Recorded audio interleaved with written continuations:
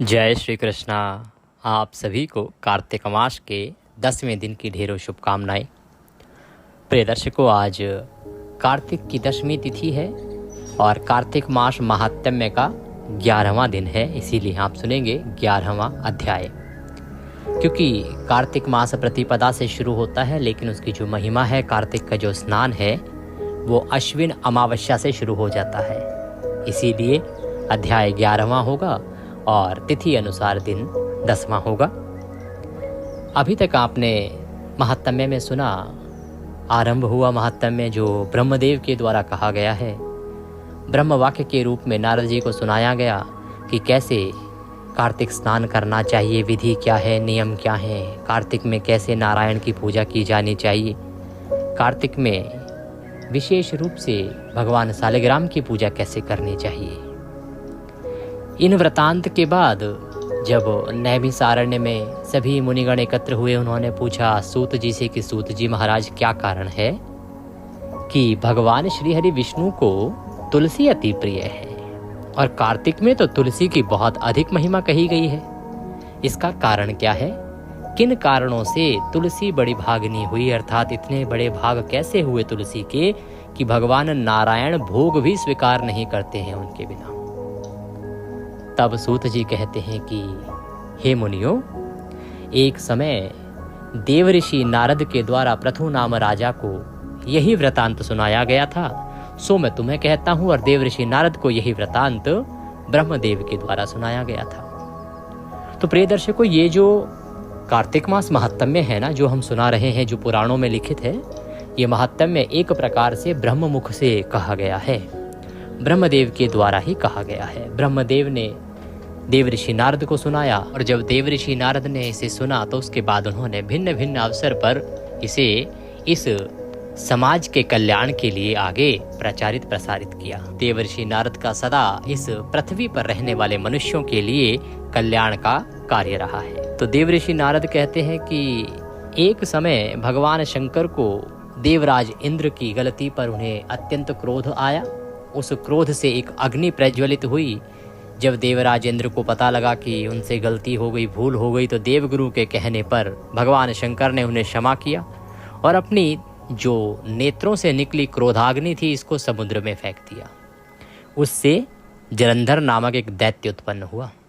वह दैत्य अत्यंत ही शक्तिशाली था, क्योंकि आरंभ में ही उसने ब्रह्मदेव को प्रसन्न किया, उनसे वरदान प्राप्त किया। समुद्र का पुत्र हुआ, क्योंकि वो समुद्र में पैदा हुआ था। इस कारण से लक्ष्मी का भाई हुआ।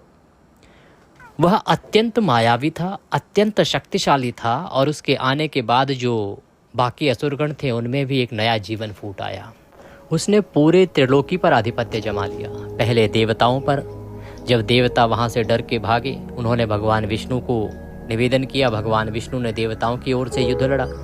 भगवान विष्णु भी उसे परास्त न कर पाए। वो इतने प्रसन्न हुए जलंधर के युद्ध पराक्रम से कि उन्होंने तो जलंधर को कहा कि मैं तुम्हारे युद्ध कौशल से बड़ा प्रसन्न हूँ, वर मांगो। तो जलंधर ने कहा कि आप यदि मुझ पर बहुत प्रसन्न हैं तो मैं यह चाहता हूँ कि आप सपरिवार और सागणों के साथ मेरे महल में वास करें। भगवान ने कहा तथास्तु, और वह जलंधर के यहाँ रहने लगे। जलंधर का जो विवाह है वो हुआ कालनेमी नामक एक राक्षस की कन्या के साथ, जिसका नाम था वृंदा। वृंदा एक राक्षस की कन्या थी, परंतु बहुत ही पवित्र थी, विचारों से नेक थी और आगे चलकर वह पतिव्रताओं में श्रेष्ठतम रही। जब भी कभी सती का नाम आता है या पतिव्रता स्त्री का नाम आता है तो सबसे पहले देवी वृंदा का नाम आता है, जबकि वो एक राक्षस की पत्नी थी और राक्षस के कुल में ही जन्म हुआ था। राक्षस का विवाह हुआ वृंदा से। तदुपरांत राक्षस जो है वो बड़े ही उत्तम तरीके से अपना राज शासन चलाने लगा। जब वो विष्णु साक्षात उसके महल में आ गए, त्रिलोकी पर उसका पूरा राज हो गया, तो वह अपनी जनता का बहुत ख्याल रखता था। जो प्रजा थी, सबके सभी दुख और सुख का सदा ध्यान रखता था। इसी समय देव ऋषि नारद अचानक उसके महल में पहुंचे। उसने पूछा, मुनि कैसे आना हुआ? मुनि कहते हैं कि हे जलंधर, मैं अभी कैलाश गया था, वहाँ भगवान शंकर की सिद्धि देखी, रिद्धि देखी और वृद्धि देखी, समृद्धि देखी। तो जितनी समृद्धि कैलाश पर है, क्या वो कहीं और है क्या, ये देखने में निकला था। फिर मुझे लगा इस त्रिलोकी में इस समय तो तुमसे बड़ा कौन है, तो मैं तुम्हारे राज में आ गया। जलंधर ने पूछा, तो मुनिराज कहिए, क्या देखा आपने यहाँ? नारद बोले कि हे जलंधर, सच कहूँ तो जैसी समृद्धि कैलाश पर है वैसी तुम्हारे पास नहीं। जलंधर को बड़ा अचरज हुआ और क्रोध भी आया कि मैं त्रिलोकी का राजा, इस पृथ्वी पर ऐसा कोई बड़े से बड़ा गुण नहीं या बड़े से बड़ा कोई हीरा जवाहरात नहीं, ऐसा कोई रत्न नहीं जो मेरे यहाँ ना हो। फिर अभी आप कहते हैं कि कैलाश में अधिक है। तो नारद जी बोले कि तुम्हारे यहाँ स्त्री धन की कमी है, तुम्हारे यहाँ स्त्री धन नहीं है। भगवान शंकर की जो धर्म पत्नी है पार्वती, उनके सदृश कोई दूसरी नहीं है। वो कहते हैं मेरे यहाँ तो एक से बढ़ के एक अप्सरा है जिसे ब्रह्मदेव ने गढ़ा है, जो अपने आप में सुंदरता की मिसाल है। तो नारद कहते हैं कि वो अप्सराएं हैं जिनको ब्रह्मदेव ने देवी पार्वती को देख के गढ़ा है, तो ये उनकी मिसाल नहीं हो सकती। इतना सुन के अब वह राक्षस राज कामातुर हो गया। उसने सोचा ऐसी कौन सुंदर अप्सरा है, ऐसी कौन सी सुंदर नारी है। उसने तुरंत राहु को बुलाया कि जाओ शंकर को बोलो जटाजूटधारी को कि भाई तुम अपनी भस्म रमाए रहते हो, सदा भंग पीते हो और जटा बांध के रहते हो, तुम्हें स्त्री रत्न का क्या प्रयोजन। तो पार्वती रूपी जो स्त्री रत्न है वह जलंधर के पास होनी चाहिए, जलंधर को सौंप दो। राहु गए। राहु ने जैसे ही शंकर को कहा, शंकर की आंखों से क्रोधाग्नि से एक जीव उत्पन्न हुआ और वह जीव इतना विकराल था जिसको देख के डर गए राहु, कांपने लगे। बोले भगवान शंकर बचाओ बचाओ बचाओ। भोलेनाथ ने उसे छोड़ने को कहा तो उसने इतना दूर फेंका कि वह बर्बरपुर में जाके पड़ा, इसीलिए इस राहु को बर्बर भी कहा जाता है। तो प्रियदर्शकों, इस प्रकार से वृतांत आगे बढ़ा। जलंधर ने अब कैलाश पर चढ़ाई कर दी। कैलाश पर चढ़ाई करने के बाद क्या किया, जब उसे लगा कि अब युद्ध तो जीता जा नहीं रहा, तो उसने माया का सहारा लिया और माया के द्वारा भगवान शंकर को मोहित करके सुला दिया और स्वयं शंकर का रूप धारण करके देवी पार्वती के पास पहुंच गया। देवी ने दूर से देखा कि भोलेनाथ आए हैं। जैसे ही पास गई समझ गई कि राक्षस है, दौड़ के वहां से भागी और विष्णु को सारा वृतांत कहा। विष्णु ने कहा बस अब मिल गया उपाय कि कैसे ये जलंधर मरेगा। विष्णु जाते हैं उनकी पत्नी वृंदा के पास। वृंदा के पास जाके और एक लीला गढ़ते हैं जिसको आपने पिछले अध्याय में सुना, और उस लीला के द्वारा उस स्त्री का जो बड़ी पतिपरायणा है उसका पतिव्रत धर्म भंग कर देते हैं, और उसका पतिव्रत धर्म भंग हो जाने के कारण जलंधर मृत्यु को प्राप्त हो जाता है। जैसे ही उस स्त्री को पता लगता है कि विष्णु ने छल किया है, वह पतिव्रता नारी विष्णु को श्राप देती है कि तुम इसी क्षण शिला बन जाओ। वह शिला बन जाते हैं। और भी कई श्राप देती है जिसका वृतांत आपने कल विस्तार से सुना था। अब यहाँ दोबारा सुनाने लगे तो बहुत लंबा चला जाएगा। मैं सारा रूप सुना रहा हूँ जिससे कि कुछ लोग जिनको कल का याद ना हो वो उसको एक बार फिर से सुन के और रिकॉल कर लें, उनको याद आ जाए पूरा वृतांत। तो इस प्रकार से वह वृंदा विष्णु को श्राप देती है और विष्णु उसी समय शिला बन जाएं ऐसा श्राप देती है और स्वयं को अग्नि के हवाले कर देती है। स्वयं जल के राख हो जाती है। अब भगवान विष्णु उस वृंदा के प्रेम में उसी राख में लौट जाते हैं। भगवान विष्णु अब वहाँ से जाने को तैयार नहीं, क्योंकि वृंदा एक पतिव्रता स्त्री थी और भगवान विष्णु का जो प्रेम उसके लिए है, जो उसकी भक्ति के प्रति है, वो बड़ा गहरा है। भगवान बड़े प्रसन्न हैं उसके इस पतिव्रत धर्म से, क्योंकि वह भगवान में भी आस्था रखती थी एक राक्षसी होते हुए। तो भगवान उससे अत्यंत प्रसन्न। भगवान कहते हैं कि ठीक है, मैं शिला बना तो अब तुम भी तुलसी वृक्ष बनकर मुझको मिलोगी। जब वृंदा जल गई तो भगवान विष्णु उसी की भस्म में लौट रहे हैं और उसी जगह पर स्थित रहे, उसी जगह पर बैठ गए, हिले ही नहीं। इससे आगे का वृतांत सुनते हैं। बोले विष्णु भगवान की जय। से निवेदन है कि यह कार्तिक मास महात्म्य का वीडियो है, तो कृपया वीडियो को एक बार लाइक अवश्य कर दीजिएगा। अपने कार्तिक स्नान की सफलता के लिए भगवान विष्णु का आशीर्वाद प्राप्त करने के लिए कमेंट बॉक्स में अवश्य लिखिएगा जय श्री हरि या ओम नमो भगवते वासुदेवाय। आप देख रहे हैं देवभूमि ज्योतिष संस्थान का प्रतिष्ठित यूट्यूब चैनल देवभूमि धार्मिक। चैनल पर नए हैं तो सब्सक्राइब करते जाइएगा, जिससे कि सभी व्रत और त्योहारों की सही शास्त्रीय जानकारी आपको प्राप्त हो सके।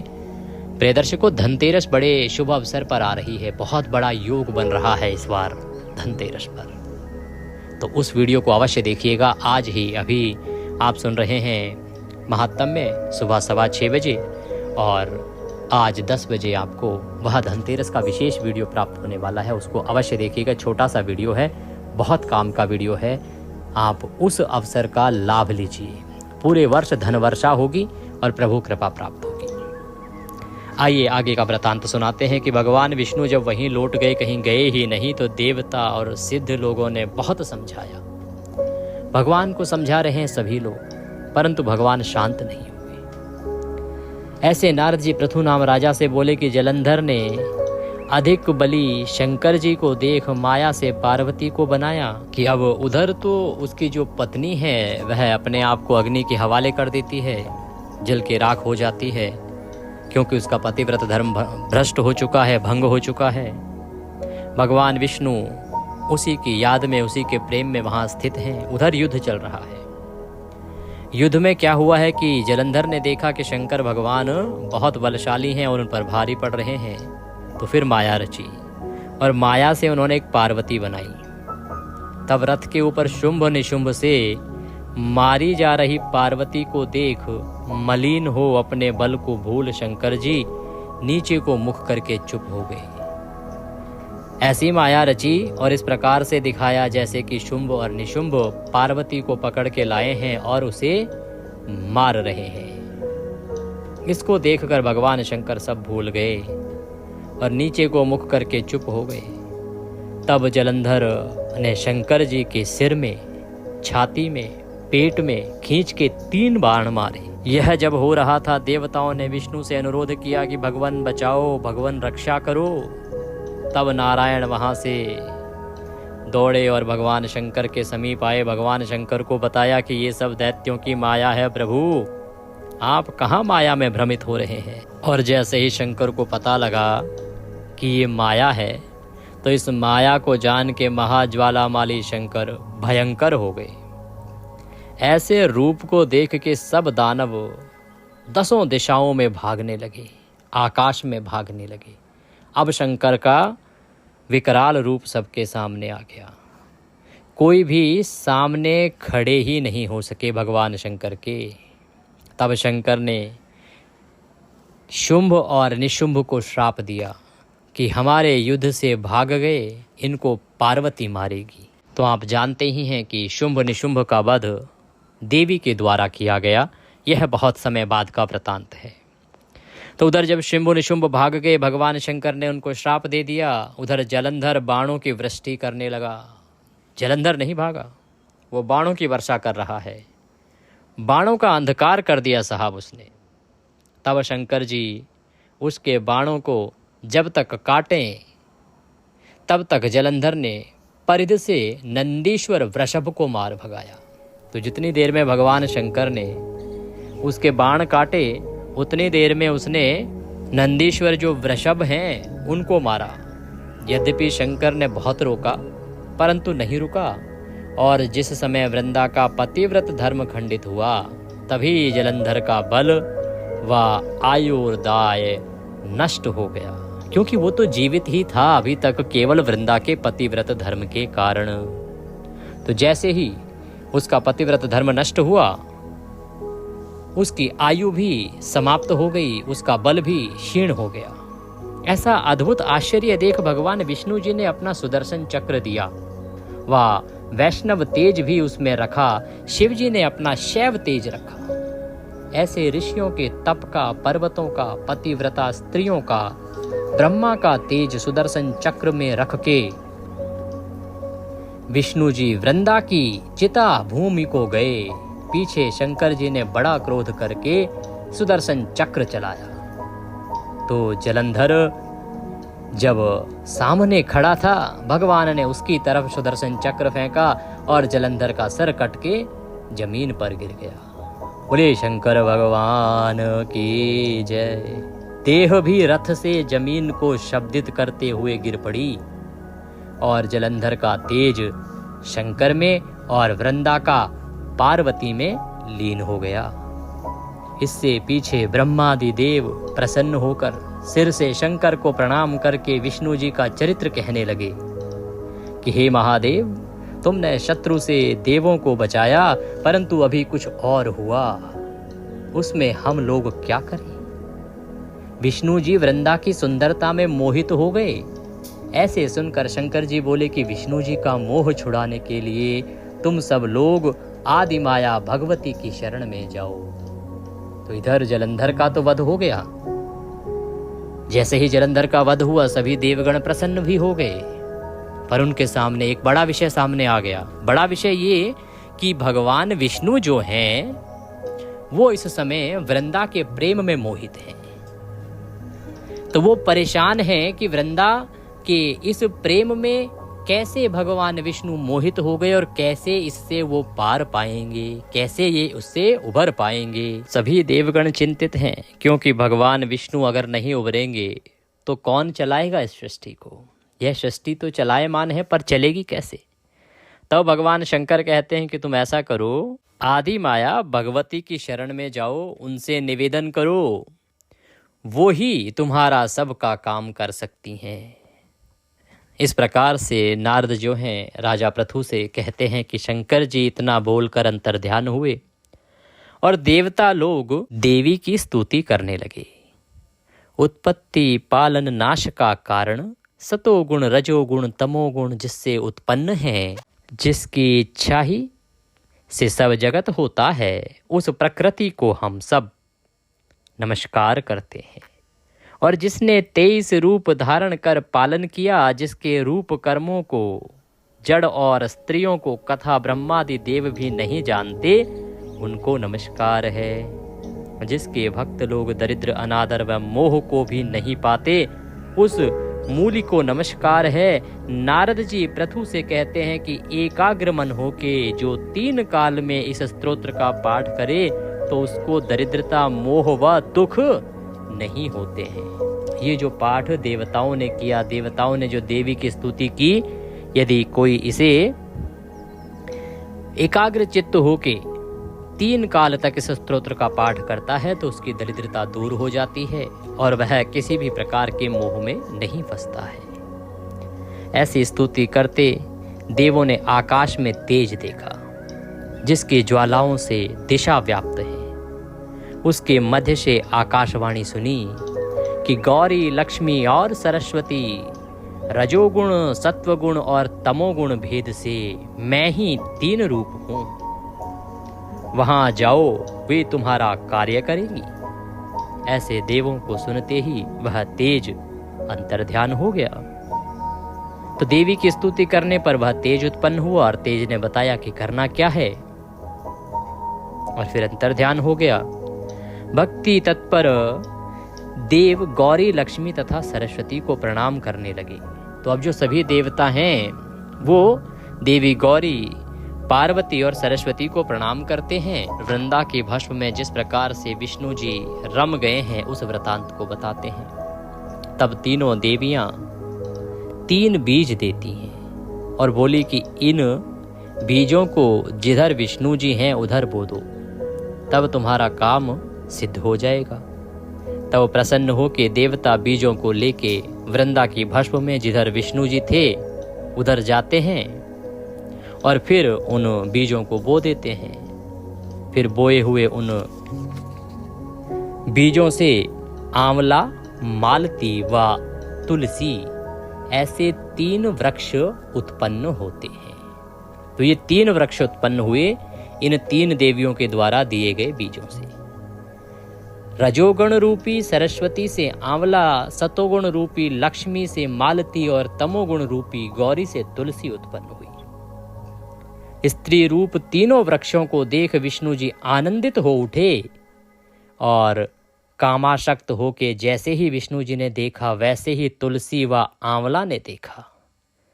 लक्ष्मी ने पहले ईर्ष्या से बीज दिया था, इससे मालती ईर्ष्या युक्त हुई, इसी से मालती पहले अति निंद्य बबरी हो गई और तुलसी आंवला विष्णु जी के प्रिय हो गए। तो माता लक्ष्मी को पहले घृणा उत्पन्न हुई, घृणा से अधिक ईर्ष्या उत्पन्न हुई, क्योंकि उनके पति विष्णु हैं और वो वृंदा की भस्म में रमे हुए थे, तो उनको ईर्ष्या हुई वृंदा से वह बीज देते हुए। यही कारण है कि मालती लक्ष्मी के बीज से उत्पन्न हुई, फिर भी भगवान को प्रिय नहीं, निंदित हुई, जबकि तुलसी और आंवला विष्णु जी को अति प्रिय हुए।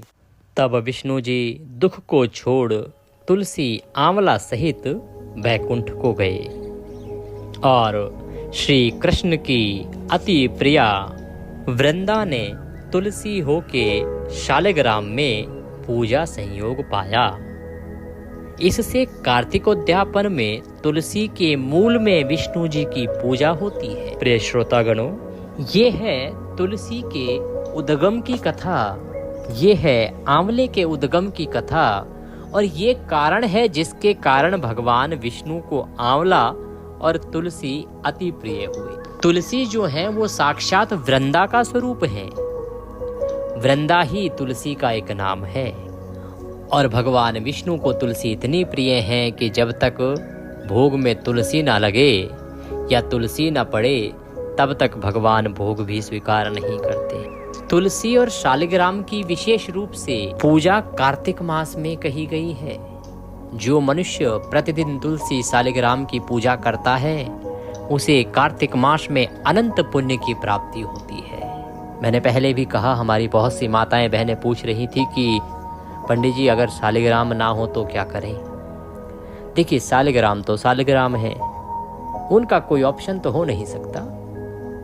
बाकी अगर शालिग्राम नहीं है तो आप यह नियम, आपके यहाँ लड्डू गोपाल हैं तो उनके साथ निभाइए, प्रतिदिन स्नान तो कराते ही होंगे, उसी प्रकार से उनका चरणामृत ग्रहण कीजिए। कहते हैं कि इस कार्तिक मास में भगवान विष्णु और विशेष रूप से शालिग्राम भगवान का चरणामृत अर्थात उनको स्नान कराने के बाद जो जल बनता है उसका एक छींटा भी किसी के ऊपर पड़ जाए तो वह भी तर जाता है।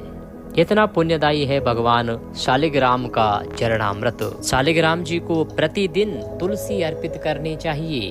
कार्तिक में जो शालिग्राम जी को प्रतिदिन तुलसी अर्पित करता है उसे स्थिर लक्ष्मी की प्राप्ति होती है, धन संपत्ति की प्राप्ति होती है और वह मनुष्य चिरकाल तक इस पृथ्वी पर सुख भोग के अंत समय में वैकुंठ को प्राप्त करता है। ये नियम आपको अपनाना चाहिए। इनमें से कुछ नियम ऐसे हैं जो मैं भी पालन कर रहा हूं। कार्तिक मास में प्रयास करता हूं कि जितने अधिक नियम हो सके उनका मैं पालन करूं। स्वयं पालन करूंगा तभी तो आगे बता पाऊंगा ना, अन्यथा बात वही हो जाएगी, पर उपदेश कुशल बहु तेरे। दूसरों को उपदेश देना आसान है, सरल है, पर प्रिय दर्शकों मेरा प्रयास ये होता है कि पहले मैं स्वयं करूं। जैसे एक कर्म आता है, मैं कहता हूं कि अमावस्या पर आपको अवश्य पितृकर्म करना चाहिए। पितृकर्म कैसे करना चाहिए? गीता के 7वें अध्याय को सुनो, उसका पुण्य पितरों को अर्पित करो, जल से तर्पण करो, वह पूरी विधि बताता हूं। यह पहले मैंने स्वयं निभाया है नियम, उसका जो मैंने फल है वो मैं देख चुका हूं। तदुपरांत मैंने आपको, शास्त्रों में तो बहुत समय से है, जब मैं शिक्षा दीक्षा में था, जब मेरी शिक्षण चल रहा था, उस समय मैंने ये पढ़ा था। तब से लेके आज तक मैंने अभी कुछ सालों पहले ये बताना आरंभ किया कि ये कर्म बड़ा ही उत्तम है। तो मैं अधिकतम जो भी आपको उपाय बताता हूँ या जो नियम बताता हूँ वो ऐसे नियम होते हैं जिनका पालन मैं स्वयं कर चुका होता हूँ, का लाभ भी मैं किसी न किसी प्रकार से देख चुका हो। तो इस प्रकार से नारद जी पृथुनाम राजा से कहते हैं कि जिस घर में तुलसी वन है वे घर तीर्थ रूप हैं, उसमें यमदूत नहीं जाते, और जो मनुष्य सब पाप दूर करने वाला पवित्र कामद तुलसी वन लगाते हैं वे यमपुरी नहीं जाते।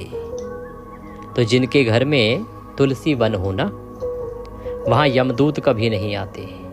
और जो माता तुलसी का कामद वन लगाते हैं, ऐसे जीव कभी भी यमपुरी नहीं देखते, उनको यमपुरी नहीं जाना पड़ता, वो वैकुंठ जाते हैं। नर्मदा स्नान, गंगा स्नान व तुलसी दर्शन, ये तीनों बराबर हैं। नर्मदा में जाके जब स्नान करने से जो फल मिलेगा या गंगा का स्नान करने से जो फल मिलेगा, उतना फल तुलसी के दर्शन करने मात्र से प्राप्त हो जाता है। तुलसी लगाने से, सींचने से, दर्शन से व स्पर्श करने से देह का, वाणी का तथा मन का जो पाप है वह नष्ट हो जाता है। क्या करने से? तुलसी लगाने, अर्थात तुलसी का बगीचा लगाइए, तुलसी सींचने प्रतिदिन जल दीजिए, तुलसी का दर्शन करने और तुलसी को छूने से, स्पर्श करने से देह, वाणी तथा मन के जो भी पाप होते हैं उन सब का नाश हो जाता है। और जो तुलसी की मंजरियों से विष्णु पूजन करता है वह मुक्ति पाता है, गर्भवास नहीं, अर्थात वह दोबारा जन्म नहीं लेता, उसकी मुक्ति हो जाती है। और पुष्कर, गंगा आदि तीर्थ, नंदी, वासुदेव आदि देव सब तुलसी दल में ही रहते हैं। जितने भी तीर्थ हैं, चाहे वो पुष्कर हो, गंगा आदि हो, नंदी हो, वासुदेव आदि हो, सब देवता भी तुलसी दल में ही वास करते हैं। और सैकड़ों पाप युक्त भी होवें, परंतु तुलसी मंजरी युक्त जो प्राण छोड़े तो यमराज कुछ दंड देने में समर्थ नहीं होते। ये महिमा है तुलसी की। कहते हैं कि तुलसी, देखिए अभी तक आपने सुना होगा अरे कुछ नहीं होता, ये शास्त्रीय प्रमाण है। मैं जो आपको सुना रहा हूँ ये मनगढ़ंत नहीं है, ये ब्रह्मा जी द्वारा नारद जी को और नारद जी द्वारा यहाँ बताया जा रहा है। यह वेदों में लिखी हुई बातें हैं प्रिय दर्शकों। इसीलिए मरणासन्न व्यक्ति के मुख में तुलसी दल और तुलसी जल दोनों डाले जाते हैं, जिससे कि वह जीव जब मृत्यु को प्राप्त हो तो यमराज या यम के दूत उसके आसपास भी ना फटक सके, वह केवल और केवल विष्णु के दूतों के द्वारा ही ले जाया जा सके, विष्णु के वैकुंठ में उसके पार्षदों द्वारा ही ले जाया जा सके। इतना उत्तम फल कहा गया है। तुलसी दल और तुलसी जल, तुलसी की मंजरी, तुलसी का पत्ता और तुलसी का जल, ये जब मरणासन्न व्यक्ति के मुख में डाल दिए जाएं तो वह आत्मा वैकुंठ को जाती है। और तुलसी चंदन जो लगाता है उसको पाप नहीं लगते। और तुलसी की छाया जहाँ हो वहाँ वहाँ श्राद्ध करने से पितरों की अक्षय तृप्ति होती है। मैंने पहले भी कहा है कि तुलसी की छाया में, तुलसी वृक्ष के नीचे इस कार्तिक मास में श्राद्ध कर्म अनंत फल देने वाला है। तुलसी और आंवले की छाया में कहते हैं कि तुलसी गंध युक्त जो कुछ मनुष्य देते हैं उससे कोटि हजार कल्प भगवान प्रसन्न रहते हैं। और तुलसी मंजरी सहित जो मनुष्य कार्तिक में भगवान को पूजता है वह पत्ते पत्ते मोती के फल को पाता है। जो आंवले की छाया में पिंडदान करता है उसके नरक में भी स्थित पितर तृप्त हो जाते हैं। तो यदि किसी के पितृ नरक में भी हों और वह मनुष्य कार्तिक मास में आंवले के नीचे पिंडदान करे तो उसके पितृ वहां भी तृप्त होते हैं। जो मनुष्य आंवला फल मस्तक, मुख, हाथ व देह में धारण करता है वह साक्षात विष्णु ही है। समझो, आंवला, तुलसी और गोपी चंदन ये जिसकी देह में रहते हैं वह जीवन मुक्त कहलाता है। और जो आंवला तुलसी मिला के पानी में स्नान करता है उसको गंगा स्नान का फल मिलता है। और जो मनुष्य आंवला के पत्र से व फल से देव पूजन करता है वह सोने के पुष्पों के फलों को पाता है। तीर्थ, मुनि, यज्ञ ये सब कार्तिक में आंवला में रहते हैं। और कार्तिक में द्वादशी तुलसी पत्र तथा आंवला पत्र जो जो मनुष्य तोड़ता है सो अति निंद नरक को जाता है। इस लाइन पे ध्यान दीजिएगा। जो कार्तिक में द्वादशी को तुलसी पत्र तथा आंवला पत्र तोड़ता है तो वह अति निंदित नरक को जाता है। कौन सी तिथि? द्वादशी तिथि। मैंने पहले भी आपको बहुत बार कहा है कि द्वादशी को तुलसी पूजन वर्जित है, एकादशी को करना चाहिए। शास्त्र कहते हैं, शास्त्रीय अनुमति है। कहीं भी एकादशी के विषय में नहीं लिखा है कि एकादशी को तुलसी पूजन ना करो या तुलसी पत्र ना तोड़ो। द्वादशी के विषय में लिखा है। यह एक और वर्णन आपके सामने आया है जो अपने आप में ब्रह्म वाक्य है कि द्वादशी के दिन ना तो आंवले से और ना ही तुलसी से पत्र आदि तोड़ना चाहिए। अगर अनजाने में भी पत्ता टूट जाए प्रिय दर्शकों तो उसका भी पाप बहुत अधिक है। यही पाप माता सीता को लगा था और इस पाप के कारण देवर्षि नारद ने उनके हाथों से जलपान ग्रहण करना भी मना कर दिया था। मैंने वृतांत पहले भी सुनाया होगा, हमारे जो दर्शक हैं पुराने उन्हें ज्ञात होगा। कई बार ऐसा अवसर आया है जब मैंने ये वृतांत सुनाया। एक बहुत बड़ी कथा है ये, कभी अवसर आएगा तो मैं सुनाऊंगा, अभी तो महात्म्य चल रहा है। तो इतना अधिक पाप है द्वादशी पर, तुलसी के पत्ते अगर गलती से भी टूट जाएं तो उसका। इसीलिए द्वादशी के दिन गलती से भी आंवले और तुलसी के आसपास भी नहीं जाना चाहिए। आगे कहते हैं कि जो मनुष्य कार्तिक में आंवले की छाया में भोजन करता है सो वर्ष पर्यंत के अन्न संसर्ग के पाप से छूट जाता है। और जो मनुष्य कार्तिक में आंवले के मूल में विष्णु जी का जप करता है उसने मानो सब तीर्थों में विष्णु पूजन कर लिया, इतना अत्यधिक फल प्राप्त कर लेता है। धर्म, काम व अर्थ जिनके इच्छित हैं उनको तुलसी की माला, आंवले की माला व रुद्राक्ष की माला नहीं छोड़नी चाहिए। और जितने दिन आंवले की माला गले में रहती है उतने 1000 युग वैकुंठ को मनुष्य जाता है। और जितने दिन आंवले की माला पहनता है उतने दिन भगवान हृदय में रहते हैं। आंवला व तुलसी का महात्म्य ब्रह्मा भी नहीं कह सकते, जैसे विष्णु का आंवला व तुलसी की उत्पत्ति भक्ति से जो सुने या सुनावे तो पितरों सहित अग्नि तुल्य विमान में सवार हो पाप छोड़कर स्वर्ग को जावे। बोले विष्णु भगवान की जय। इसी के साथ यह अध्याय यहाँ पर पूर्ण होता है। इससे आगे का अध्याय हम कल सुनेंगे, आगे का वृतांत हम कल सुनेंगे। तो ये वर्णन आया कि कैसे भगवान विष्णु को तुलसी इतनी प्रिय हुई। बहुत सारी ज्ञानवर्धक बातें भी आपने जानी होंगी, बहुत सी ऐसी बातें जो पहले से पता थी और कुछ ऐसी बातें जिनमें और सुधार हुआ है। यही है महात्म्य। जब हम महात्म्य सुनते हैं तो उसका लाभ यही होता है, कुछ नई बातें जानने को मिलती हैं और कुछ जो हमारे पहले के सुने हुए कुछ नियम होते हैं वो पुनः हमारे मस्तिष्क में दोहराए जाते हैं तो उससे वो हमें याद हो जाते हैं। इसीलिए सही महात्म्य यदि सुनते रहना चाहते हैं सभी मास के, हम एक कार्तिक ही नहीं सभी मास के महात्म्य सुनाते हैं जो पुराणों में लिखे हैं। चैनल के साथ आज ही जुड़ जाइए, सब्सक्राइब भी कीजिए और जो घंटी का निशान है ना उसके बगल में बेल आइकन, उसको अवश्य दबाइए। इससे लाभ ये होगा जैसे ही हम यहाँ वीडियो डालेंगे वहाँ आपको मिल जाएगा। और अगर वो घंटी का निशान नहीं दबाएंगे, केवल सब्सक्राइब करेंगे तो वीडियो ढूंढते रहिए, फिर मिलते नहीं हैं। तो सब्सक्राइब करें और बेल आइकन को दबा के आपको लाभ ये होगा कि हम पूजा पाठ के अलावा कुछ और वीडियो डालते भी नहीं। कथा सुनाते हैं, महात्म्य सुनाते हैं और पूजा पाठ के जो वीडियो होते हैं कि कब करना है, कैसे करना है, विधि क्या है, वह सब बताते हैं जो आपके लिए जीवन में बड़े उपयोगी होते हैं। तो सब्सक्राइब कर लीजिएगा, बेल आइकन को प्रेस कर लीजिएगा, कमेंट बॉक्स में अवश्य लिखिएगा जय माँ तुलसी, ओम नमो भगवते वासुदेवाय। कुंडली दिखवाना चाहते हैं तो जो नंबर आ रहा है उस पर संपर्क कर सकते हैं।